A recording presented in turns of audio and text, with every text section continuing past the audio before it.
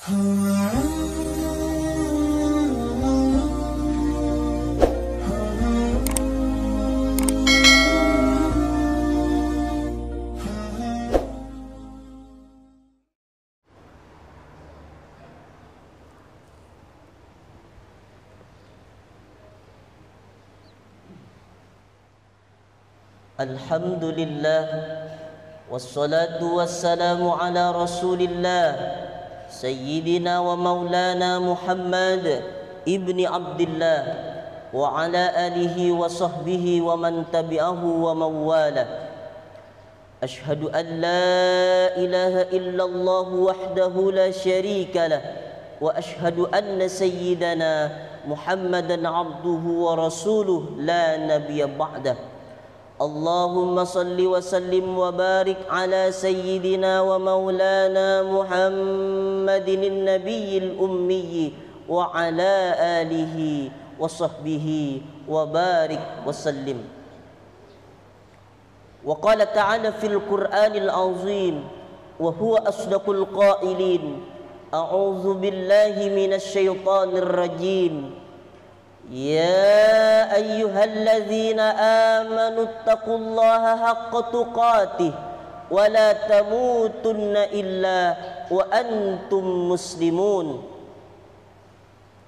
وقال تعالى في آية الأخرى يا أيها الذين آمنوا اتقوا الله وقولوا قولا سديدا يصلح لكم أعمالكم ويغفر لكم ذنوبكم ومن يطع الله ورسوله فقد فاز فوزا عظيما.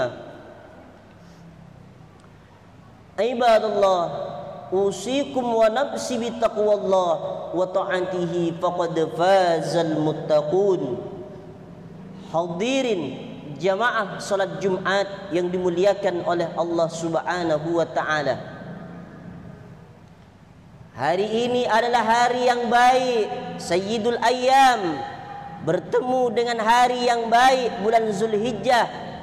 Maka khatib ingin menyampaikan wasiat-wasiat takwa, wasiat-wasiat keimanan kepada para jamaah Jumat yang dimuliakan oleh Allah Subhanahu wa taala untuk mendengarkan dan merenungkan wasiat-wasiat keimanan yang akan khatib sampaikan di siang Jumat yang dimuliakan oleh Allah Subhanahu wa taala.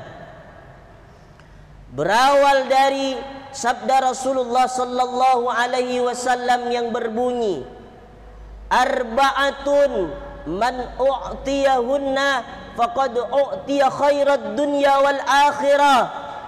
Ada 4 hal, siapa yang diberikan oleh Allah 4 hal ini, maka akan diberikan kebaikan di dunia sekaligus kebaikan di akhirat. Yang pertama, kata Rasulullah sallallahu alaihi wasallam di dalam hadisnya, orang yang senantiasa bersyukur kepada Allah Subhanahu wa taala, sebagaimana yang termaktub dalam firman Allah Subhanahu wa taala di dalam Al-Qur'anul Karim, la in syakartum, kalau kau bersyukur atas nikmatku, kata Allah, la azidannakum, akan aku tambah, wala in kafartum, tapi ingat, kalau kau kufur, kau ingkar, kau tak pandai berterima kasih, inna azabi lasyadid, maka azabku sangatlah pedih. Azab Allah sangat mengerikan, azab Allah sangat dahsyat. Maka bagi orang-orang yang kufur, yang ingkar atas nikmat Allah Subhanahu wa taala, maka akan disiksa, diberikan azab oleh Allah Subhanahu wa taala. Baddalu ni'matallahi kufran. Ada orang-orang yang sanggup menukar nikmat Allah dengan kekufuran, sanggup menukar kemiskinan dengan akidahnya, akidahnya dilepaskan, akidahnya dicopot, akidahnya tanggal, tak lagi berguna di hadapan Allah Subhanahu wa taala. Bahkan disampaikan oleh Rasulullah dalam hadisnya, yusbihu mu'minan, pada waktu pagi dia beriman, wa yumsi kafiran, petang hari dia sudah berubah menjadi kafir, tak lagi percaya kepada Allah Subhanahu wa taala, tak lagi ingat-ingat dengan pesan yang disampaikan oleh nabinya, tak lagi teguh pendirian berpegang kepada kalimat la ilaha illallah Muhammadun Rasulullah. Maka orang-orang yang beriman ketika dititipkan sesuatu yang meyakinkan dia kepada Allah, maka jaga itu dengan sebaik mungkin, jaga itu sampai kita kembali kepada Allah Subhanahu wa taala. 4 hal ini disampaikan oleh Rasulullah untuk kita, manusia yang senantiasa bersyukur kepada Allah Subhanahu wa taala. Adapun yang kedua, manusia yang akan diberikan kebaikan-kebaikan di dunia sekaligus kebaikan di akhirat, kata Rasulullah sallallahu alaihi wasallam, orang yang senantiasa berzikir kepada Allah Subhanahu wa taala, walisanan zakiran, ketika dititipkan lisan oleh Allah, ringan untuk berzikir mengingat Allah. Zikrullah artinya mengingat Allah. Zikrullah akan mendatangkan ketenangan jiwa, akan mendatangkan ketenangan batin dalam hidup di dunia ini. Ketika merasa punya dosa, maka zikrullah, berzikirlah kepada Allah dengan astaghfirullahal azim. Kata Rasulullah sallallahu alaihi wasallam, ayyuhan nas tubu ilallah fa inni atubu fil yaumi mi'ata marrah. Wahai manusia, beristighfarlah kepada Allah, minta ampunlah kepada Allah, bertaubatlah kepada Allah, karena sesungguhnya aku sehari semalam beristighfar kepada Allah mi'ata marrah, 100 kali. Dalam riwayat lain 70 marrah, 70 kali. Manusia yang bersih, manusia yang paling dekat dengan Allah, tapi tak henti-hentinya beristighfar minta ampun kepada Allah Subhanahu wa taala. Kalau dunia ini terasa sempit, terasa sulit, maka panggil Allah, sebutlah Allah. Idza dhaqat 'alaika dunya faqul ya Allah. Kalau dunia ini terasa sempit bagimu, maka tarik nafas panjang, hembuskan nafas keluar dari mulut, ya Allah. Ya Allah. Berzikir kepada Allah Subhanahu wa taala. Alladzina yadhkurunallah, orang-orang yang mengingat Allah. Ada yang mengingat Allah dengan cara qiyaman, ketika dia tegak. Wa qu'udan, ada yang mengingat Allah dengan cara duduk. Wa ala junubihim, ada yang mengingat Allah dengan cara berbaring. Mengingat Allah membuat hati kita lebih tenang. Setelah melaksanakan solat fardu, solat wajib, tak lupa dia berzikir kepada Allah. Kalau orang itu habis salat fardu, dia berzikir subhanallah 33, alhamdulillah 33, Allahu akbar 33, kemudian ditambah dengan la ilaha illallah wahdahu la syarikalah, lahul mulku wa lahul hamdu wa huwa ala kulli syai'in qadir, 100. Apa kata Nabi sallallahu alaihi wasallam? Ghufirat dzunubuhu wa in kanat misla zabatil bahri, akan diampunkan dosanya oleh Allah walaupun dosanya sebanyak buih lautan. Tak henti-hentinya orang yang beriman berzikir, basah mulutnya dengan zikir kepada Allah Subhanahu wa taala. Ala bi dzikrillah tatmainnul qulub.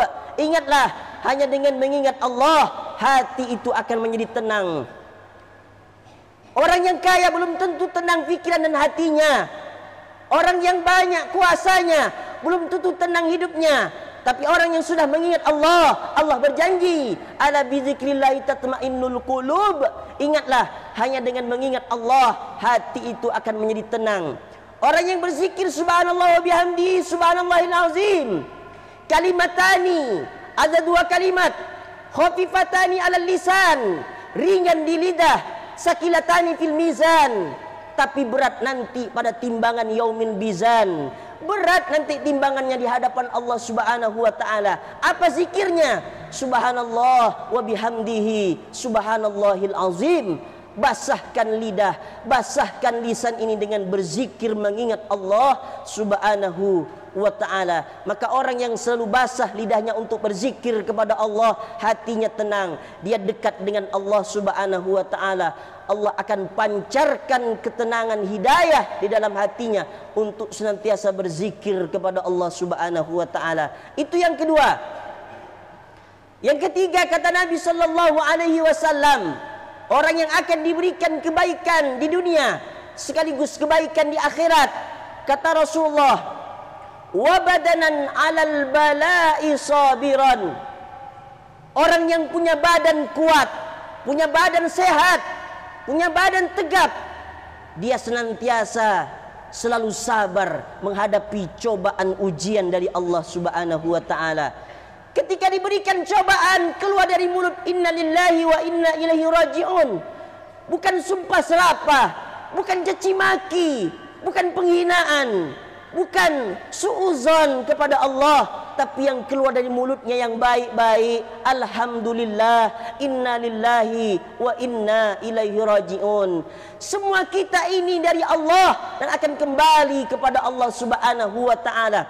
Ahasiban nas ayyutraku ayyaqulu amanna wa hum la yubtanun. Adakah manusia itu mengira akan dibiarkan begitu saja, kata Allah, padahal mereka belum diuji. Mereka sanggup mengatakan amanna, kami beriman, kata dia, padahal mereka belum diuji. Orang yang sudah mengatakan amanna, kami beriman, maka bersiaplah orang itu akan diuji oleh Allah subhanahu wa ta'ala. Untuk apa datang ujian dari Allah? Untuk apa datang cobaan musibah dari Allah subhanahu wa ta'ala? Allah ingin membuat kita kuat, Allah ingin membuat kita tegar, Allah ingin menghapuskan dosa-dosa kita di hadapan Allah subhanahu wa ta'ala. La yusibul mu'min min nasabin wala wasabin wala saqamin wala syaukin yastakuha.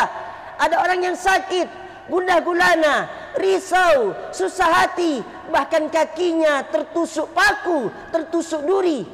Illa kafarallahu anhu biha sayyi'atu. Allah ingin menghapuskan dia dari segala dosa-dosanya. Sebaiknya engkau husnuzon kepada Allah ketika diberikan ujian oleh Allah, bersabar. Sabar hati, kuatkan hati. Ujian anak sakit, istri sakit, anak meninggal, istri meninggal, orang yang kita sayangi meninggal, diambil oleh Allah subhanahu wa ta'ala. Maka disitulah kita cobaan yang paling berat untuk bersabar di hadapan Allah subhanahu wa ta'ala.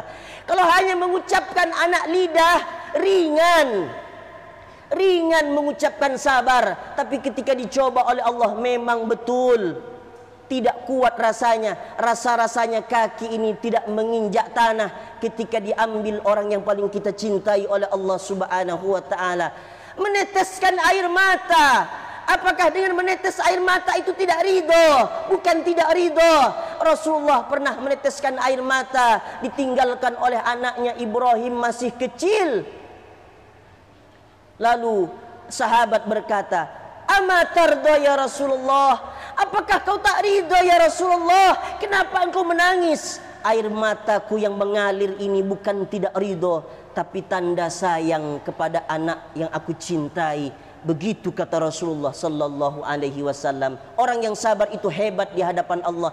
Innama yuwaffas sabiruna ajrahum bighairi hisab. Orang-orang yang sabar diberi balasan oleh Allah bighairi hisab, tak dapat dihisab, tak dapat dihitung, tak dapat dikira besar pahala orang yang sabar di hadapan Allah subhanahu wa ta'ala. Kalau Allah berikan ujian kepada kita, Allah bukan ingin menghinakan kita, tapi Allah ingin mengangkat derajat kita. Allah ingin membuat kita sanggup mengatakan inna lillahi wa inna ilaihi raji'un. Rumus diberikan oleh Allah kepada kita. Kalau ujian itu datang kepada kita, ingatlah wahai saudaraku jamaah Jumat yang dimuliakan oleh Allah subhanahu wa ta'ala. Kalau harta kita hilang, harta kita habis, sesungguhnya Allah sedang ingin mencintai kita. Apa kata Rasulullah? Innallaha idza ahabba qauman ibtalahum. Sesungguhnya Kalau Allah sedang jatuh cinta kepada seorang hamba itu, maka hamba itu sedang dicintai oleh Allah Subhanahu wa ta'ala. Itu jawaban kita yang keluar dari mulut. Harta saya hilang, anak saya sakit, Allah sedang jatuh cinta dengan saya. Kenapa Allah uji kita?